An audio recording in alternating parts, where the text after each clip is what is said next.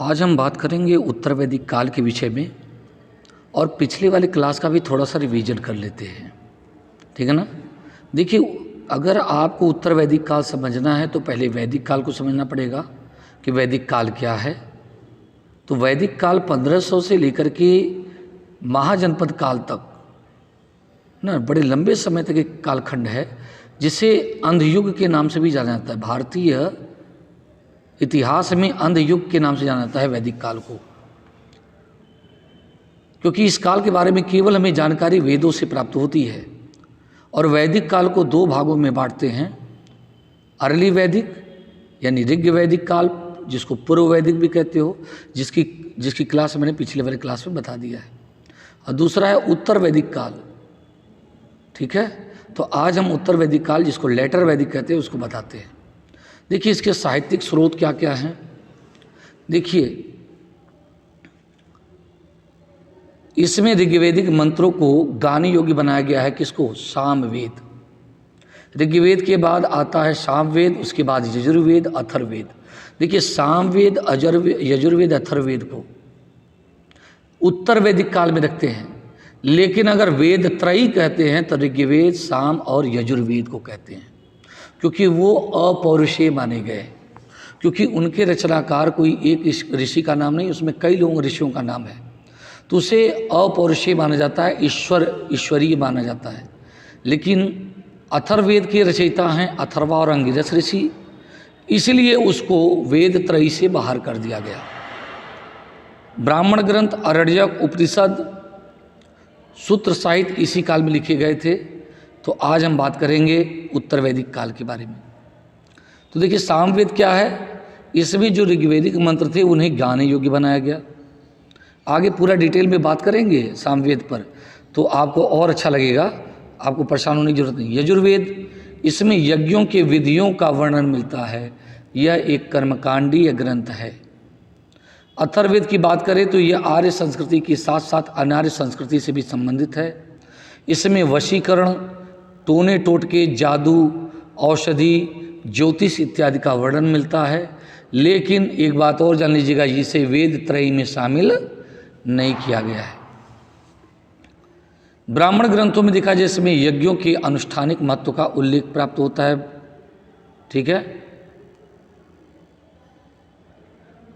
और कर्मकांडी ग्रंथ है ये, और हर ग्रंथों के अपने अलग अलग ब्राह्मण ग्रंथ पाए जाते हैं। आरण्यक क्या है? एकांत में इसकी रचना हुई है ना, तो ये जंगल में लिखे गए, इसीलिए इसको अरण्य कहा जाता है। ध्यान रखिएगा, अथर्ववेद का कोई अरण्य नहीं प्राप्त होता है। उपनिषद को हम कहते हैं वेदांत, क्योंकि ये वेदों के अंत में लिखे गए थे। इसका अर्थ होता है गुरु के समीप बैठना। ठीक है ना। तो इसमें ईश्वर और आत्मा के संबंधों की बात की गई है, जैसे परम ज्ञान, पराविद्या, सर्वोच्च ज्ञान, ब्रह्म इत्यादि। और ये भारतीय दर्शन का मूल स्रोत माना जाता है। उपनिषदों की कुल संख्या 108 मानी गई है। अब वेद त्रयी कौन कौन है? ऋग्वेद, सामवेद, यजुर्वेद, इन्हीं को मिलाकर के वेद त्रयी कहा जाता है। चलिए आगे वाली क्लास डिस्कस करते हैं। अब देखिए, पिछला वाला क्लास जो पढ़ा है उसका थोड़ा सा रिवीजन कर लीजिए। ऋग्वेद की जो शाखा है वो है वास्कल, साकल। साकल अभी भी प्रचलित है, ध्यान रखिएगा। आश्वलायन, सांख्यायन, मांडुक्यायन, तो ये जो हैं इसकी शाखाएं हैं। इसका उपवेद है आयुर्वेद, और ब्राह्मण, उपनिषद और आरण्यक तीनों एक ही हैं। ऐतरेय, कौशिकी, इससे क्वेश्चन बहुत बनते हैं कि ऐतरेय किसका ब्राह्मण ग्रंथ है या कौशिकी किसका ब्राह्मण ग्रंथ है, तो ऋग्वेद का है। इसको जो गान करते थे या जो ब्राह्मण इसको इनकी ऋचाओं को पढ़ते थे वो कहलाते थे होत्री। इसमें ध्यान रखिएगा बेटा, 10 मंडल हैं, जिसमें 2 से 7 को प्राचीन बताया गया है। बाकी सारी बातें पिछली वाली क्लास में डिस्कस कर दिया गया है। अब अगर बात करें सामवेद को, तो ये संगीत का मूल ग्रंथ माना जाता है। सारेगामा प ध नि सा जो है इसी से आता है। इसके दृष्टा ऋषि जैमिनी को माना जाता है।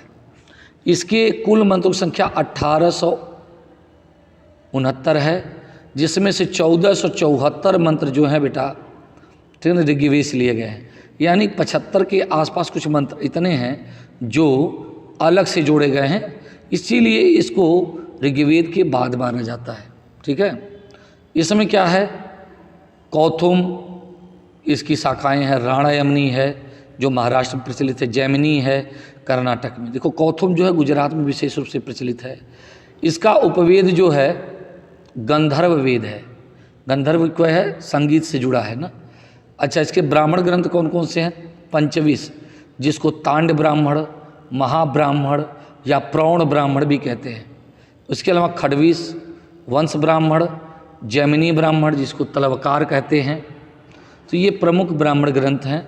ध्यान रखिएगा, इसके जो उपनिषद हैं, छांदोक उपनिषद, केन उपनिषद, इसके उपनिषद हैं, और यही सेम टू सेम क्या है, इसके आरण्यक भी माने जाते हैं।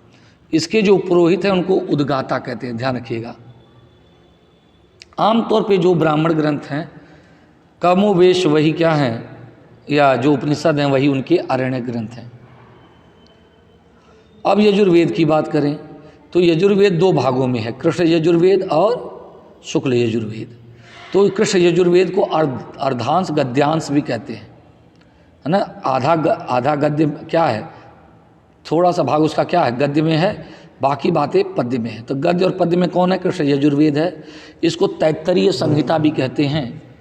और ये जो है शुक्ल यजुर्वेद दूसरा भाग है, ये पद्य में है, इसको वाजसनेयी संहिता कहते हैं। अगर इसकी शाखा के बारे में करते हैं तो शुक्ल यजुर्वेद की शाखा है कड़ और मध्यांदिनी, जबकि कृष्ण यजुर्वेद की शाखा है कठ, कपिष्ठल, मैत्रेयी और तैत्तरीय।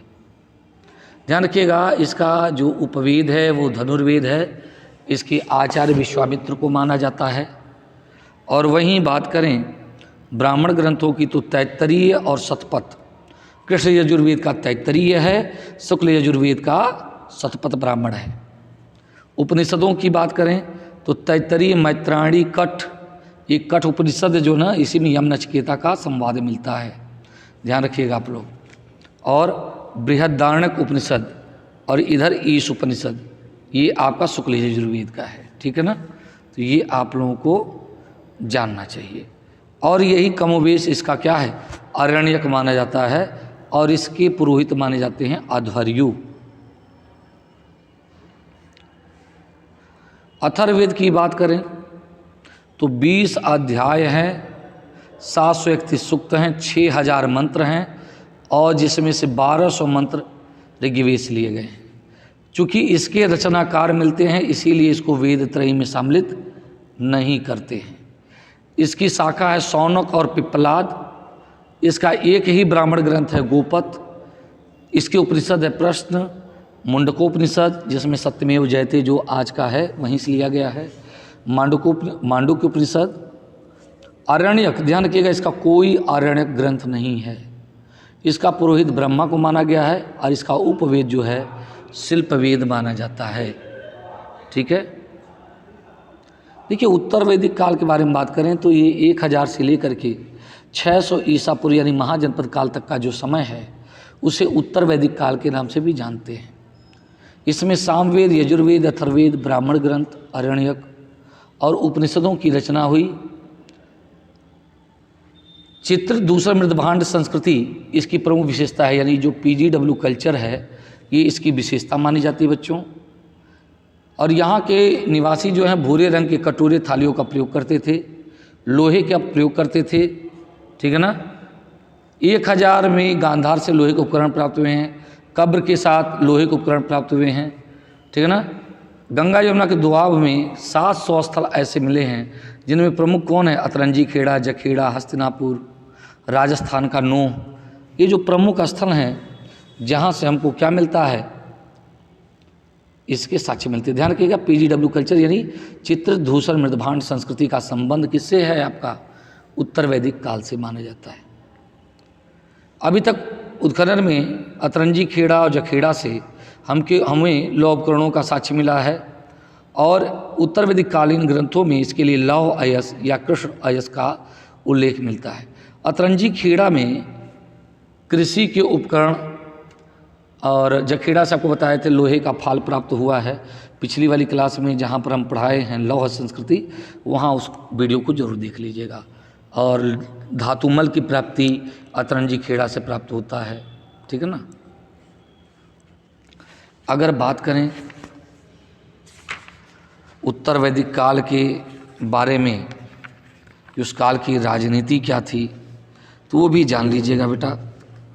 देखिए उत्तर वैदिक काल में यमुना, गंगा और सदानीरा यानी गंडक नदी, कई बार पूछ दिया गंडक नदी किस नाम से जानते हैं, तो सदानीरा नदी। ध्यान रखिएगा, गंगा और यमुना का जिक्र ऋग्वेद काल में भी हुआ है, लेकिन गंडक नदी का इसका क्या है विस्तार दिखाई पड़ रहा है। अब ध्यान रखिएगा कि आर्यों का फैलाव दक्षिण में विदर्भ तक क्षेत्र तक फैल गया था। इनका मुख्य केंद्र क्या था, मध्य देश माना गया है, ठीक है ना। और मध्य देश में स्थिति जो कुरु पांचाल था वो प्रमुख विशाल राज्य थे और प्रमुख क्षेत्र माने गए। आर्य संस्कृति का विस्तार जो है कौशल, काशी, विदय तक फैल गया। गोत्र व्यवस्था का प्रचलन भी उत्तर वैदिक काल से ही प्रचलन माना जाता है।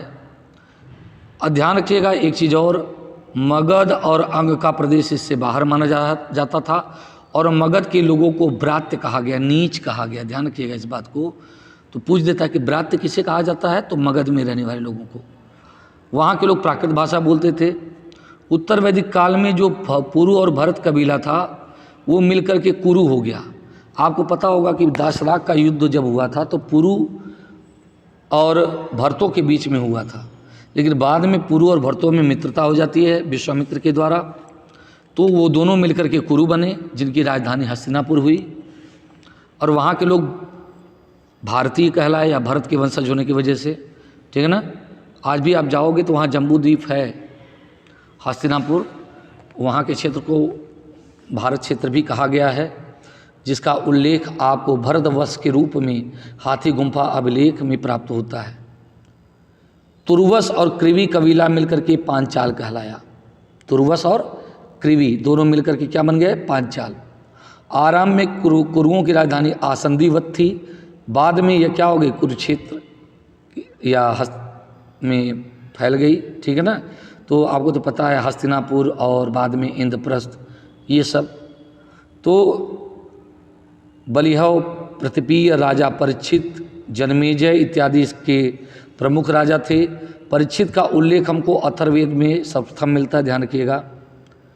जनमेजय के बारे में इसलिए कहा जाता है कि उसने सर्पसत्र और 2 अश्वमेध यज्ञ कराए थे। और कुरुवंश का अंतिम राजा निचच्छू को माना जाता है। किसको माना जाता है बेटा, निचच्छू को। देखिए उसने क्या किया, जब हस्तिनापुर को कौशाम्बी ले आया तो वो जो वत्स है ना, उदयन का क्षेत्र, तो उदयन इन्हीं के वंशज माने जाते हैं। तो हस्तिनापुर जब बाढ़ में नष्ट हो गया था तब उसने क्या किया, कौशाम्बी में ले आकर के फिर से बसाया था। पांचाल के क्षेत्र में बरेली, बदायूं, फर्रुखाबाद का क्षेत्र आता है। इसकी राजधानी काम्पिल्य थी, ठीक है ना। और बाद में जब उत्तरी दक्षिण में इसका विभाजन होता है तो आइछत्रा और काम्पिल्य हो जाती है। यहाँ का प्रमुख शासक कौन था बेटा, प्रवाहड़ जाबाली। ध्यान रखिए जो भी हम बात कर रहे हैं ये शतपथ ब्राह्मण में उल्लेखित है। पांचाल दार्शनिक राजाओं के लिए विख्यात था। आरूढ़ी केतु पांचाल क्षेत्र के ही माने जाते हैं, ठीक है ना। अच्छा ध्यान रखिएगा कि आर्यों का विस्तार जो है वरुणासी नदी तक भी हुआ। काशी राज की स्थापना हुई काश नामक राजा की वजह से, ठीक है ना।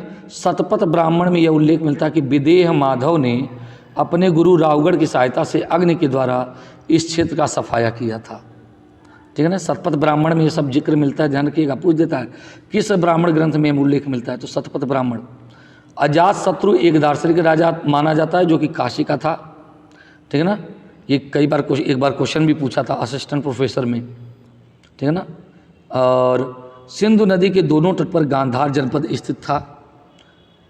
छांदोग्योपनिषद के अनुसार यह दावा किया गया कि मेरे राज्य में चोर, मध्यसेवी, क्रियाहीन, व्यभिचारी इत्यादि लोग नहीं हैं।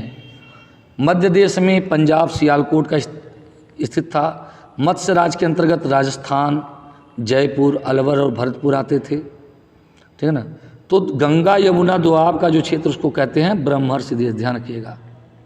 तो इस प्रकार से आप देख रहे हैं ये उसकी राजनीतिक स्थिति थी। और विदेह ने पांचाल का स्थान ग्रहण कर लिया। विदेह के राजा जनक प्रसिद्ध दार्शनिक थे, है ना। और आपको पता है कि वासनेही संहिता में यज्ञ राजा जनक और याज्ञवल्क्य का संवाद मिलता है, गार्गी और याज्ञवल्क्य का संवाद मिलता है।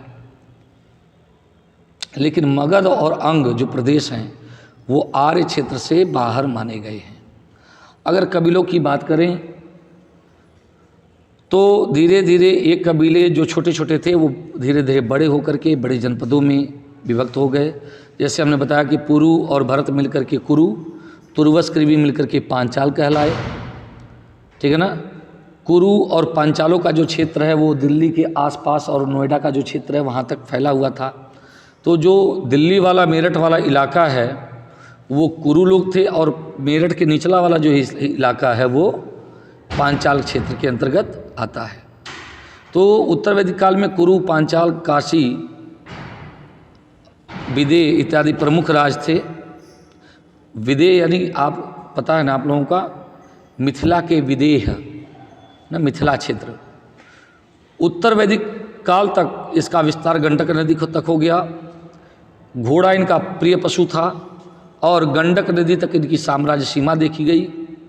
और साथ ही साथ आपको ये भी बता दें, लौ धातु का इसका प्रारंभ यहाँ से शुरू हो जाता है। अथर्ववेद में कुरु राज को एक समृद्ध राज्य के रूप में चित्रित किया गया है या बताया गया है, और परीक्षित को मृत्युलोक का देवता माना गया है, ठीक है ना।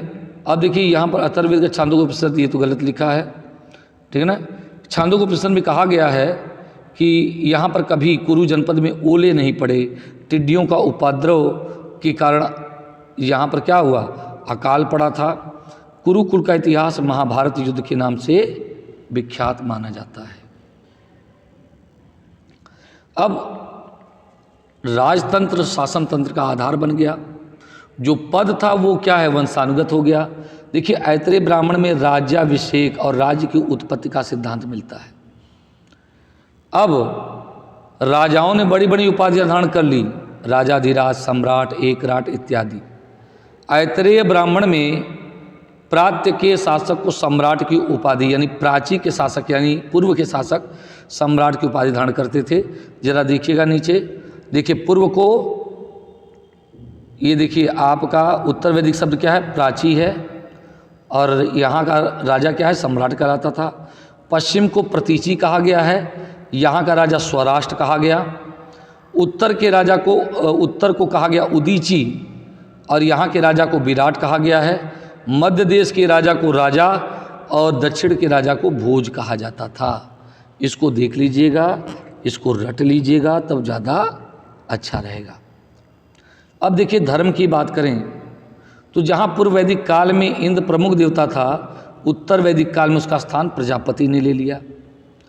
अगर बात करें एकेश्वरवाद इस वक्त तो था, लेकिन उसमें ध्यान रखिएगा कि एकम सदम विप्रा बहुधा वदंती अग्नि यमम मातरिश्वान माहु, तो वहाँ पर एकेश्वरवाद की बात की गई। लेकिन यहाँ अथर्वशीर्ष उपनिषद में प्रमुख देवताओं में शिव, विष्णु, है ना, और क्या कहते हैं, सूर्य, शक्ति और गणेश की वंदना की गई है कि उनकी पूजा करने पर भी आप उसी इष्ट की पूजा करते हैं। यानी यहाँ पर भी एकेश्वरवाद की बात की गई है।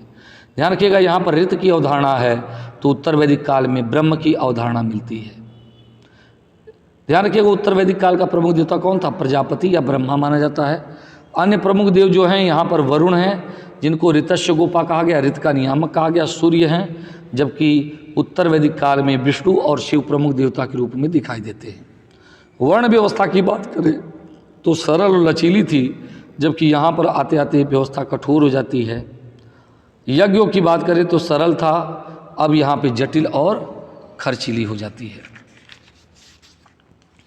अब ये आप लोग जान गए इनके धार्मिक जीवन के बारे में, ठीक है ना। अगर बात करें उत्तर वैदिक काल का जो जीवन है उसमें यज्ञ कर्मकांडों का विशेष महत्व दिखाई पड़ता है। क्या है, यज्ञ कर्मकांड। विशेष रूप से प्रचलित हो गया था, बड़ा ही खर्चीला था। इस काल में जैसे अग्निहोत्र, सौत्रामणि, आग्रहायण, ये हविर यज्ञ है बेटा। और सोम यज्ञों में अश्वमेध, राजसूय, अग्निष्टोम, वाजपेय, पुरुषमेध यज्ञ इत्यादि कराया जाता था, ठीक है ना। तो इस प्रकार से अग्निहोत्र जो है वो दैनिक रूप से किया जाता था। प्रतिदिन प्रातः और संध्या काल में अग्नि की पूजा की जाती थी। और अतिथि यज्ञ अग्निहोत्र का ही एक अंग माना जाता है बेटा। और यदि हम बात करें वाजपेय यज्ञ की, तो राजा को अपने अन्य बंधुओं से श्रेष्ठ दिखाने के लिए यह यज्ञ किया जाता है। वाजपेय यज्ञ में ध्यान रखिएगा, वाजपेय यज्ञ में रथ दौड़ होती थी। क्या होती थी? रथ दौड़ होती थी, इस बात को जानिएगा। और वाजपेय यज्ञ करने वाला व्यक्ति सम्राट की उपाधि धारण करता था, ठीक है ना। वाजपेय का संबंध शक्तिवर्धक पेय से था, ध्यान रखिएगा। और इसमें पृथ्वी माता की पूजा की जाती थी।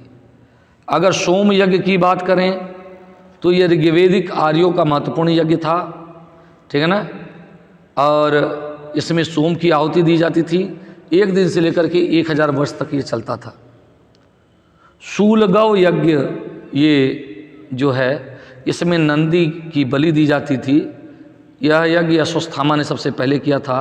इसमें शिव को प्रसन्न करने के लिए शूलगौ यज्ञ किया जाता था। अब देखिए राजसूय यज्ञ की बात करें, अभी तक तो आपने वाजपेय यज्ञ सुना। जब महाभिषेक कराया जाता था, राज्याभिषेक होता था, तो इसमें राजा शक्ति संचयन के लिए पुरोहित का केश मुंडन करता था और अपने बंधु बांधवों के पशुधन का हरण करता था। राजसूय यज्ञ में द्यूत क्रीड़ा की जाती थी, ठीक है ना। और इस चौसर के खेल में राजा अपने भाइयों को पराजित करता था। और यह यज्ञ करने वाला व्यक्ति राजा की उपाधि धारण करता था, ठीक है ना। अब देखिए पुरुषमेध यज्ञ की बात करें। पुरुषमेध यज्ञ भी जो है बेटा, इसका उल्लेख शतपथ ब्राह्मण में मिलता है। इसमें 25 यूप मनाए जाते थे हवन कुंड, जिसमें 11 पुरुषों की बलि दी जाती थी। कहीं कहीं पे 184 पुरुषों का बलि दिया गया है,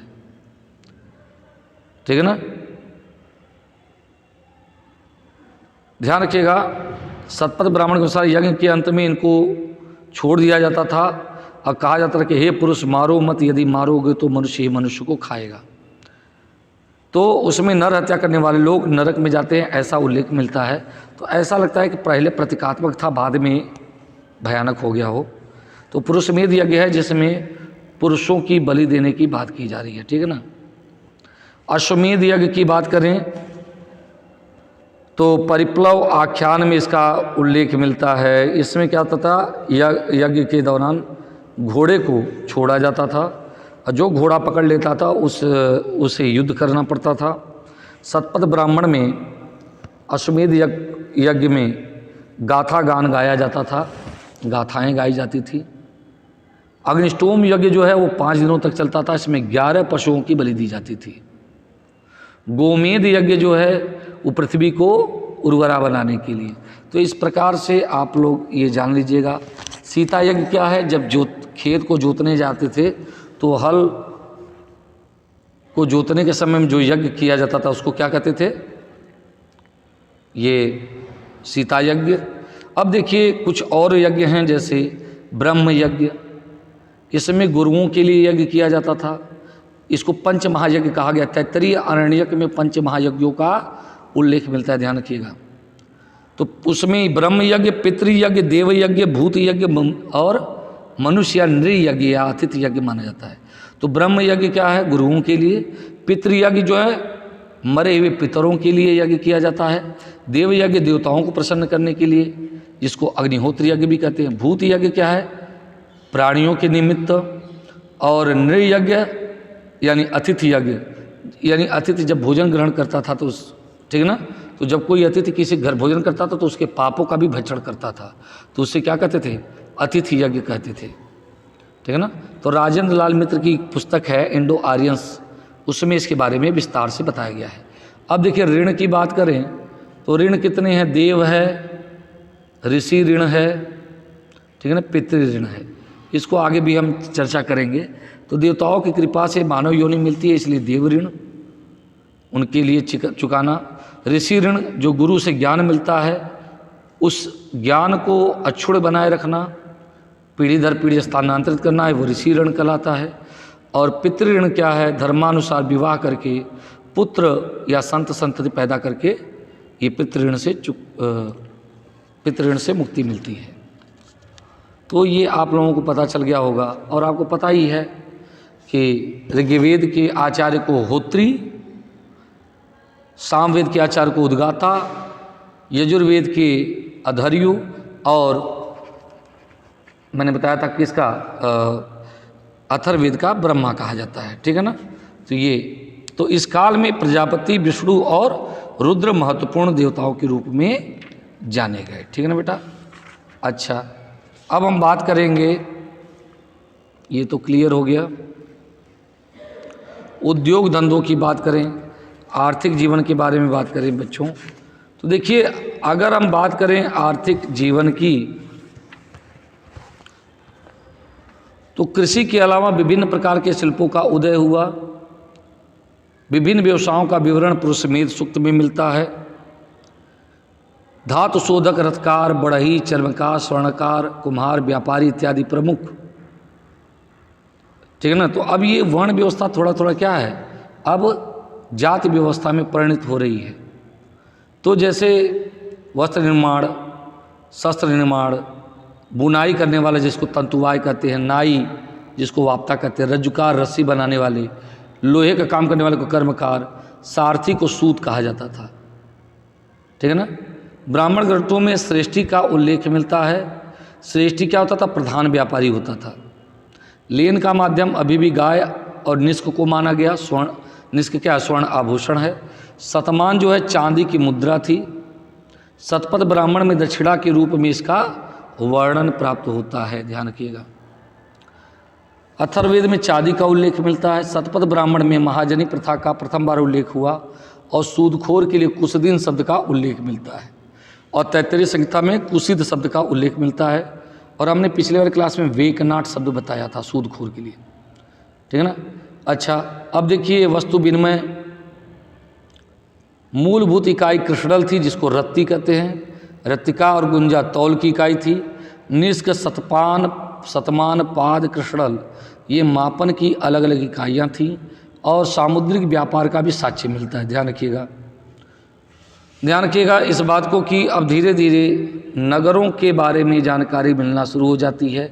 लेकिन उत्तर वैदिक काल पूर्ण रूपेण से अभी भी ग्रामीण समाज था, नगरीय जीवन विकसित नहीं हुआ था। पशुपालन में हाथी भी अश्व के अलावा, ठीक है ना, गर्दभ, सूअर पालना भी सूअर शतपथ ब्राह्मण से पता चलता है। गर्दभ जो है अश्विन देवता का क्या माना गया है? वाहन माना गया है, ध्यान रखिएगा। उत्तर वैदिक काल में लोग काले और लाल भांड, काले रंग के बर्तन और पीजीडब्ल्यू के कल्चर यानी चित्र धूसर मृद भांड संस्कृति से क्या थे? परिचित थे।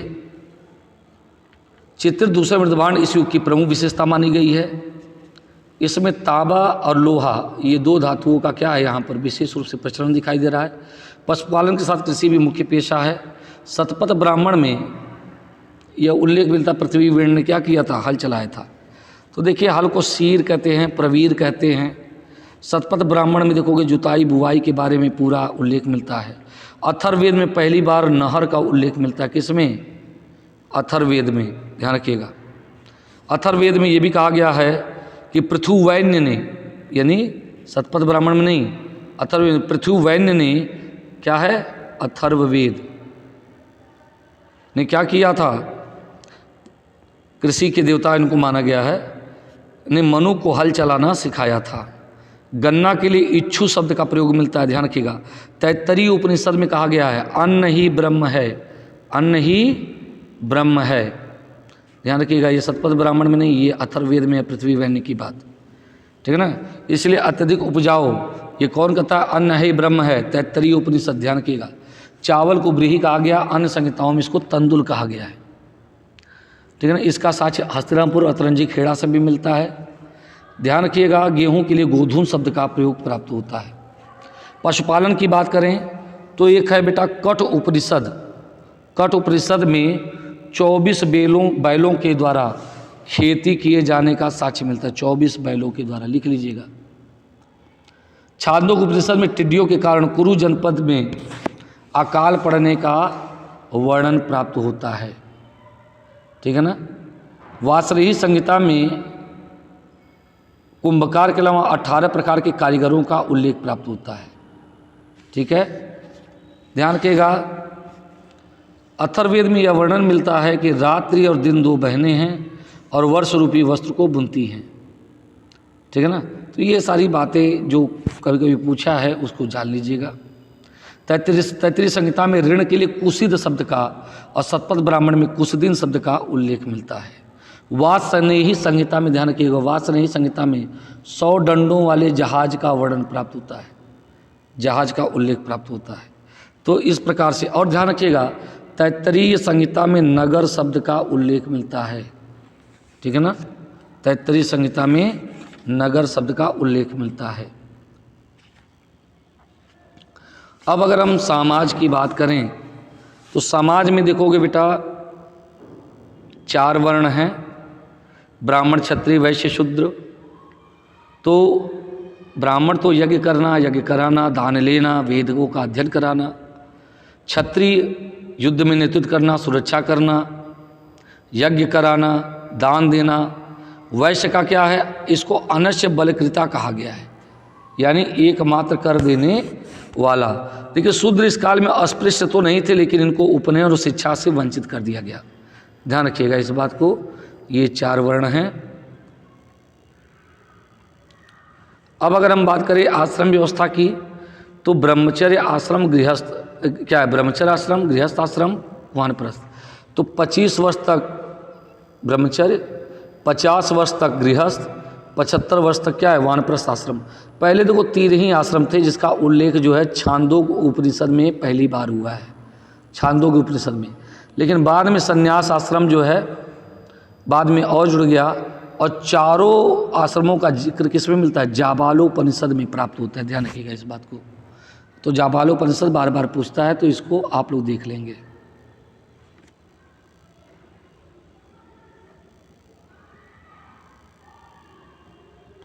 अब हम बात करेंगे पुरुषार्थ की। तो धर्म, अर्थ, काम, मोक्ष, ये 4 पुरुषार्थ हैं। धर्म क्या है, ब्रह्मचर्य आश्रम में नैतिक कर्तव्यों को जानना, ज्ञान प्राप्त करना। अर्थ क्या है, तो धर्म क्या है, देखो बेटा ऐसा कि धीरे धातु से बना, धारण करने योग्य। तो धर्म क्या है बेटा, जैसे पितृ धर्म, पुत्र धर्म, कर्तव्य है ना, तो कर्तव्यों का बोध कराना ही धर्म कहलाता है। अच्छा, अर्थ क्या है, भौतिक आवश्यकताओं की पूर्ति करना। फिर उसके बाद क्या है, गृहस्थ आश्रम के लिए संतान उत्पत्ति और परिवार का पालन पोषण, ये काम कहलाता है। और मोक्ष क्या है, जन्म मरण से मुक्ति या दुखों से मुक्ति, ये संन्यास आश्रम के लिए है। तो ये जो 4 आश्रम हैं, ध्यान रखिएगा इस बात को, ठीक है ना बेटा। इसको आप समझ सकते हैं कि इसमें सबसे ज़्यादा महत्वपूर्ण किसको कहा गया है, कि देखो बेटा काम से बेहतर कौन है, अर्थ, और अर्थ से श्रेष्ठ है धर्म। तो इसमें धर्म को सबसे ज़्यादा श्रेष्ठ माना गया है।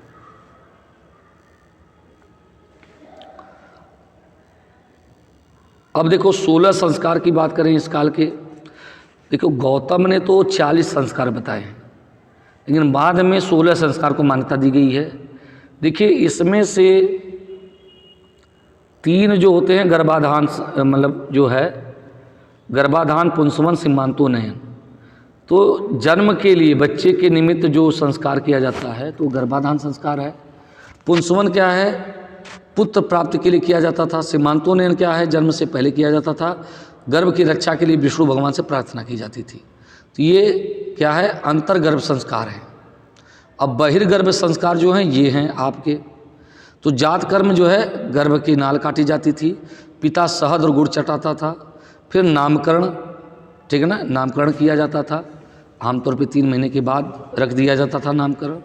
निष्क्रमण, घर से बाहर निकालना, ये 4 सप्ताह के बाद सूर्य का दर्शन कराया जाता है। देखो आप लोग अपने घर के आसपास बच्चों को देखो, उनका कब कब क्या घटना हुई तो आपको पता चल जाएगा। अन्नप्राशन, अरे अन्नप्राशन क्या है? 6 महीना बाद, 6 माह बाद कराया जाता था, जिसमें मामा लोग आकर के अन्नप्राशन करवाते हैं। तो आप लोगों को पता होगा, एक हर परिवार में है मुंडन चूड़ा कर्म, आपको पता होगा पहले वर्ष नहीं तो तीसरे वर्ष या 5वें वर्ष, तो ठीक है ना, विषम संख्या में ये चूड़ा कर्म का संस्कार। कर्णवेदन, कर्णवेदन मतलब कान को छिद्र करवाया जाता है, ब्राह्मणों के लिए आवश्यक माना गया है, ठीक है ना। विद्यारंभ यानी इसको अक्षरारंभ कहते हैं, ये माता पिता के संरक्षण में पहली बार उससे कुछ आकृति बनवाई जाती थी, ओम लिखवाया जाता था, मांगलिक चिन्ह, तो इसको अक्षरारंभ कहते थे। उपनयन, जब बालक को गुरु के पास भेजा जाता था तो उपनयन संस्कार कराया जाता था। ध्यान रखिएगा, स्त्रियों का और शूद्रों का उपनयन नहीं होता था, ठीक है ना। ब्रह्मचर्य आश्रम की शुरुआत इसी संस्कार के बाद माना जाता है। वेदाध्ययन, उपनयन के बाद ये वेदाध्ययन का कार्य शुरू होता है, गुरु के समीप रह करके वेदों का अध्ययन करना, ठीक है ना। केशांत, तो जब बच्चे का 16-17 का हो जाता तो उसको दाढ़ी मूंछ आती थी, तो गुरु के आश्रम में इसको पहली बार सफाई किया जाता था, इसमें गाय का दान करते थे, इसको गोदान कहते थे, ठीक है ना। समावर्तन संस्कार, शिक्षा पूरी होने के बाद गुरु को दान दिया जाता था, ब्रह्मचर्य आश्रम की समाप्ति होती थी, अब वह स्नातक की उपाधि धारण कर लेता था। उसके बाद विवाह होता था, ठीक है ना। तो विवाह 8 प्रकार का विवाह गृहस्थ आश्रम में प्रचलित था, ठीक है ना। यहीं से गृहस्थ आश्रम की शुरुआत मानी जाती थी कि बिना विवाह के यज्ञ संपादन करने का अधिकार नहीं मिलता था, धार्मिक कार्य करने का अधिकार नहीं मिलता था, है ना। सामाजिक समारोहों में आप किसी से बात नहीं कर सकते क्योंकि आपको अनुभवी नहीं माना जाता था। तो ये सारी बातें विवाह के उपरांत होती थी। विवाह के बाद ही आप पितृ ऋण से उऋण हो सकते हैं, ऋषि ऋण से, देव ऋण से, तमाम तरह के यज्ञ का संपादन कर सकते थे, ठीक है ना। और यहीं पर आदमी क्या होता था? पूर्ण बनता था, क्योंकि उसके पूर्व उसे क्या कहा जाता था? आधा कहा जाता था। तो औरत के आ जाने पर वो उसको पूरा माना जाता था। फिर अंतिम क्या है? अंत्येष्टि संस्कार। तो ये आपके 16 संस्कार हैं। अब देखो 3 ऋणों के बारे में हमने बताया था, देव ऋण, पितृ ऋण, ऋषि ऋण। तो देव ऋण मनुष्य के भाग निर्माण में देवताओं की भूमिका होती है, तो देवताओं के निमित्त यह यज्ञ देव ऋण है। पितृ ऋण क्या है? माता पिता ने जन्म दिया है तो संतान उत्पन्न करके पितृ ऋण से मुक्त होंगे। गुरुजनों की वजह से आपने ज्ञान प्राप्त किया तो वेदों का अध्ययन करके, दान दे करके और अपने ज्ञान को अगली पीढ़ी को हस्तांतरित करके आप क्या करते हैं? ऋषि ऋण से मुक्त होते हैं, ठीक है। अगर पंच महायज्ञ की बात करें तो देव यज्ञ, पितृयज्ञ, ऋषि यज्ञ, भूत यज्ञ और नृ यज्ञ। तो इसके बारे में हमने पहले बता दिया है, बाकी सब आपको दिखाई पड़ रहा है, उसको पढ़ लीजिए। ब्रह्म यज्ञ क्या है? यज्ञ अनुष्ठान। पितृयज्ञ पूर्वजों के प्रति श्राद्ध और तर्पण करना, जो कि सितंबर माह में होता है ना। ऋषि यज्ञ देवताओं वेदों का अध्ययन, दान देना। भूत यज्ञ क्या है? जीवों के प्रति बलि प्रदान करना, ठीक है ना। पक्षियों और चींटियों के लिए अनाज देना। नृ यज्ञ अतिथि यज्ञ या मानव यज्ञ, यानी इसमें अतिथि सत्कार कराया जाता था। तो भैया इसमें तो लिखा है कि घर में भोजन करता है तो उससे आपके पापों का भक्षण भी करता है। तो ठीक भाई, घर में बुला करके हम भी खिला देते हैं ताकि हमारा भी जो पाप रहे वो भी कट जाए, हैं? तब तो भैया कुछ कल्याण होगा। देखिए बेटा, अब अगर बात करें उपनयन संस्कार की, तो शूद्रों का उपनयन संस्कार नहीं होता था। तो ब्राह्मण, क्षत्रिय, वैश्य, शूद्र, ये 3 हैं लोग जिनकी होता था। तो ये सूत का ये लोग पहनते थे, ये सन का पहनते थे, है ना। ये सन का ये नहीं, सन का तो वैश्य है और ऊन जो है क्षत्रिय का है, ठीक है ना। तो ये चीज़ जान लीजिएगा, ठीक है। और अथर्ववेद में पुत्रों के जन्म की कामना की गई है। मैत्रायणी संहिता में स्त्री की तुलना मदिरा से की गई है ना, या पासे से की गई, विष से की गई है।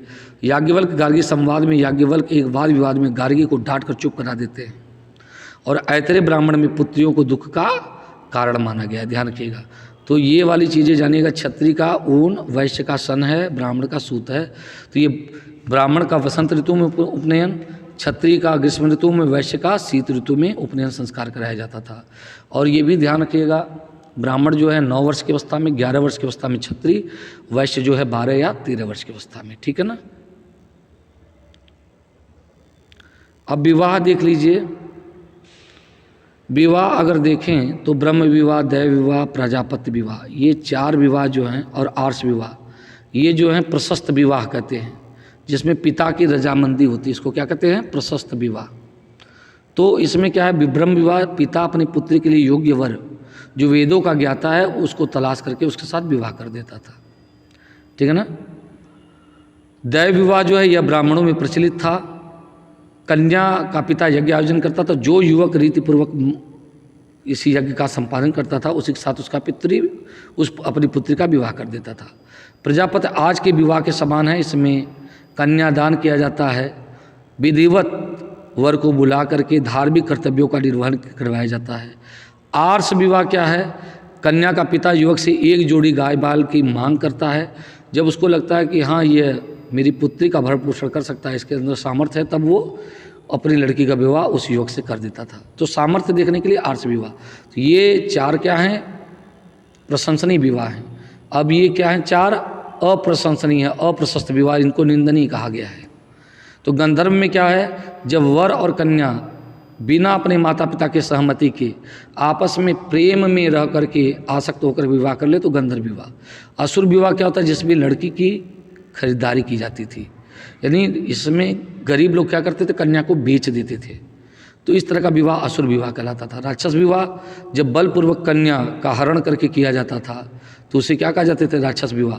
जैसे श्री कृष्ण जी ने रुक्मिणी जी का पृथ्वीराज ने संयोगिता का अपहरण करके विवाह किया था, तो वो राक्षस विवाह है। पैशाच विवाह क्या है? ये सबसे निकृष्ट है। सोती हुई या मंद बुद्धि की कन्या के साथ बलात्कार करना, है ना, या फिर किसी को क्या कहते हैं कुछ दारू रू पिला करके इस तरह का कार्य करना, ये पैशाच विवाह कहलाता है। तो 4 क्या हैं? प्रशस्त है, 4 अप्रशस्त है। ध्यान रखिएगा इसको। नदियों की बात करें बेटा तो क्रुमू और काबुल ये दोनों अफगानिस्तान में पड़ते हैं। पूछ देता है अफगानिस्तान की कौन सी नदियाँ हैं? तो क्रुमू और काबुल। ठीक है ना। जिसमें एक को नाम को क्या कहते हैं? गोमल भी कहते हैं। ठीक है ना। अब इधर देखिए, बितस्ता को क्या कहते हैं? झेलम। अस्किनी किसको कहते हैं? चिनाब को। परुषणी किसको कहते हैं? रावी को। देखो परुषणी क्या है? दासराग का युद्ध हुआ था। सतुद्री सतलज, स से सतुद्री, स से सतलज। विपाशा व्यास, वी से विपाशा, व से क्या है? व्यास। ध्यान के ऐसे रट लीजिएगा। सदा नीरा गंडक। दृश्यवती घग्घर नदी को कहते हैं। ठीक है ना। दृश्यवती घग्घर नदी को। ठीक है ना। गोमल गोमती नदी को। ठीक है ना। सुवास्तु स्वात नदी को। तो ये आप इसको पढ़ लीजिएगा। ठीक है ना। तो नदी सूक्त, ये ऋग्वेद के नदी सूक्त में इसका वर्णन मिलता है। ठीक है ना। वहाँ पे इसका वर्णन मिलता है। अब देखिए ये योग के गुरु कौन है? पतंजलि। तो ऐसे भी आप समझ सकते हो और बाबा रामदेव की तरह से याद हो जाएगा। कपिल मुनि का सांख्य दर्शन माना जाता है, तो कपिल का सांख्य मानिएगा, है ना। और देखो गौतम का क्या है? न्याय। गौतम का न्याय। जैमिनी का पूर्व मीमांसा, बादरायण का उत्तर मीमांसा। तो क्या? पतंजलि का योग, कपिल मुनि का सांख्य, गौतम का न्याय, जैमिनी का पूर्व मीमांसा, बादरायण का उत्तर मीमांसा, और कड़ाद या उलूम का क्या माना जाता है? वैशेषिक दर्शन माना जाता है। तो इसको आप लोग अच्छे से समझ लें, रट लें। ठीक है ना। तो ये तो पतंजलि तो याद रहेगा।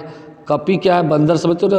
तो राम की सेना में बहुत सारे बंदर थे, तो कपि क्या है? संख्या बता रहा है, बहुत संख्या में ना, तो संख्या से सांख्य समझ लो, तो कपिल का सांख्य। तो कपि से शब्द समझ लीजिए। गौतम का क्या है बेटा? न्याय। ठीक है ना। जैमिनी का पूर्व मीमांसा। ठीक है ना। जैसे एक लोग हमारे मित्र से कहते थे जपू में उत्तर बदरा, तो जपू मतलब जैसे जैमिनी, पू से पूर्व मीमांसा, उत्तर बदरा मतलब उत्तरायण, उत्तर मीमांसा है, बादरा माने बादरायण। तो जपू में उत्तर बदरा से वो ट्रिक लगाते थे। और कड़ाद क्या है? वैशेषिक। तो वैशेषिक का जो अंत में क शब्द है ना, उसी से कड़ाद मिला लीजिए, जबकि कपि से संख्या के आधार पर सांख्य मिला लीजिएगा। ठीक है ना। तो ये आपका हो गया।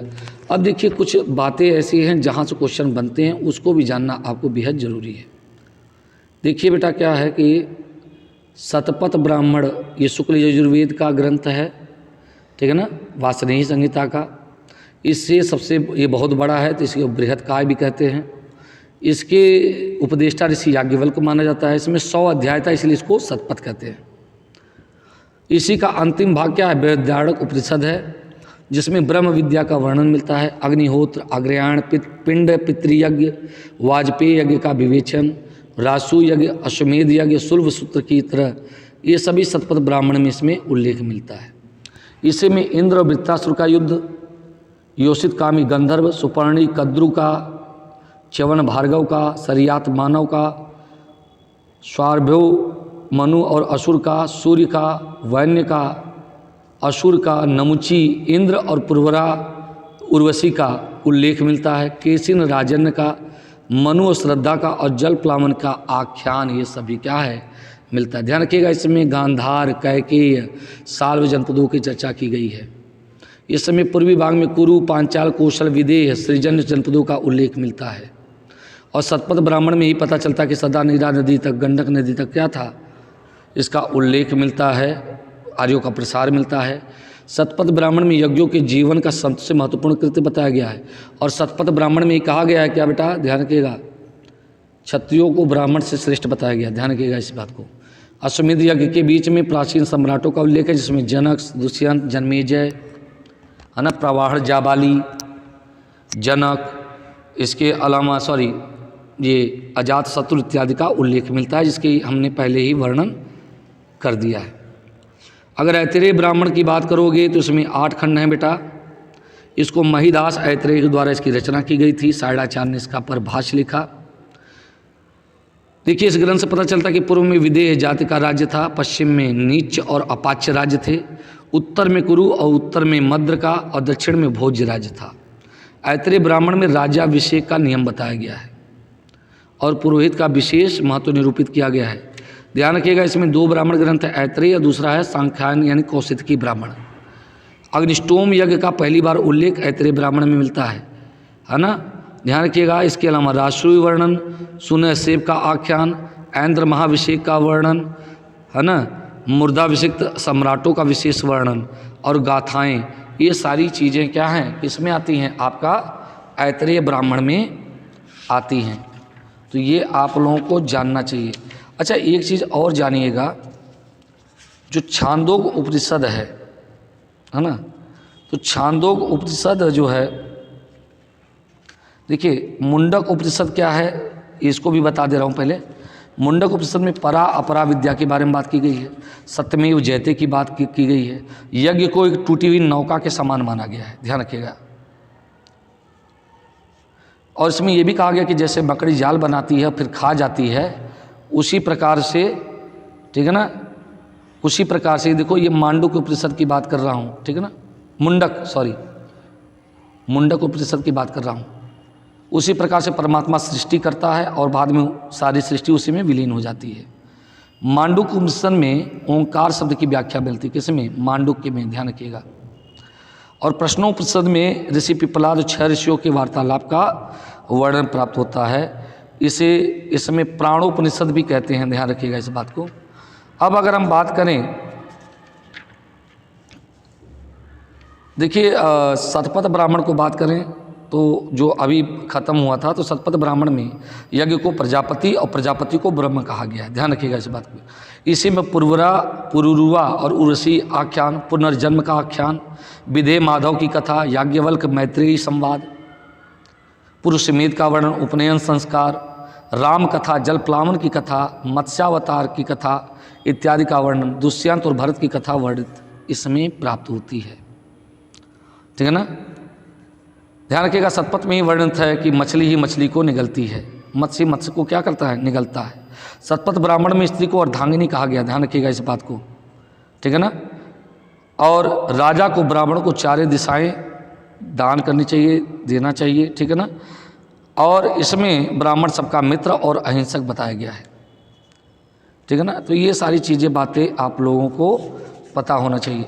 अब अगर हम बात करें छांदोग्य उपनिषद की, तो ये भी बड़ा ही इम्पोर्टेंट है बच्चों, क्योंकि छांदोग्य उपनिषद में ऐसी बहुत सी बातें मिलती हैं जो बेहद इम्पोर्टेंट हैं। जैसे इसे सबसे प्राचीन उपनिषद माना जाता है किसको?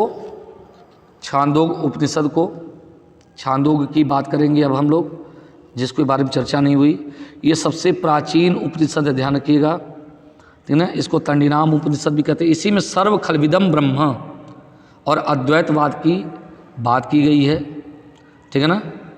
ध्यान रखिएगा, ये सब ब्रह्म है, ब्रह्म के अलावा कुछ नहीं। तो यह सिद्धांत कहाँ मिलता है? छांदोग्य उपनिषद में। ध्यान रखिएगा, कृष्ण का सबसे पहला उल्लेख ऋग्वेद में मिलता है। इसी में देवकी नंदन कृष्ण का उल्लेख छांदोग्य उपनिषद में प्राप्त होता है। और इसके अलावा अरिष्टनेमि का वर्णन मिलता है। इसमें उद्दालक आरुणि और उनके पुत्र श्वेतकेतु के बीच में होने वाले वार्तालाप का वर्णन है।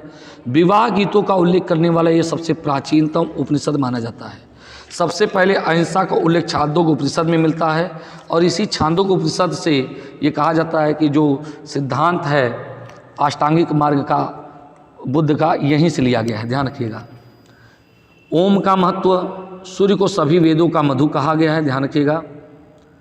एक चीज़ और जानिएगा, इसमें प्रवाह जाबाली कैकेय नरेश अशुपति का संवाद, याज्ञवल्क्य के गुरु महर्षि आरूढ़ि का सिद्धांत इसी में वर्णित है, ठीक है ना। ब्रह्मा को चतुष्पाद ब्रह्म कहा गया है। सनत कुमार नारद का संवाद, देखो जो इम्पोर्टेंट वही बता रहा। इंद्र और वैरोचक की कथा इत्यादि इसी से वर्णित है। ध्यान रखिएगा, ठीक है ना।